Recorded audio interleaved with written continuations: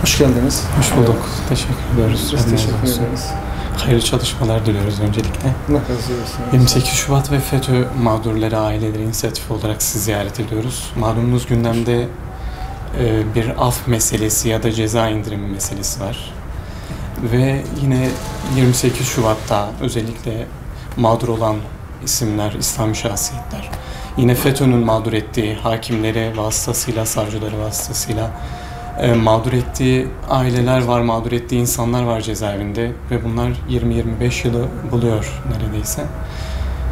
Ciddi mağduriyetler yaşandığını görüyoruz bu süreçte ama maalesef taslak içerisinde yer almadıklarını görüyoruz.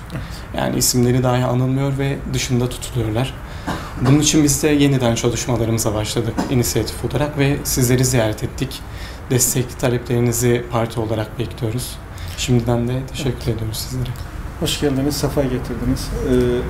Parti olarak da biz kurulduğumuz günden beridir 28 Şubat mağdurları olarak ya da hukuksuz bir şekilde gerek cezaevinde bulunanlar gerekse dışarıda mahkum olanlar veya farklı bir şekilde hukuksuzluğa uğrayan kim varsa yanında olmaya gayret ettik.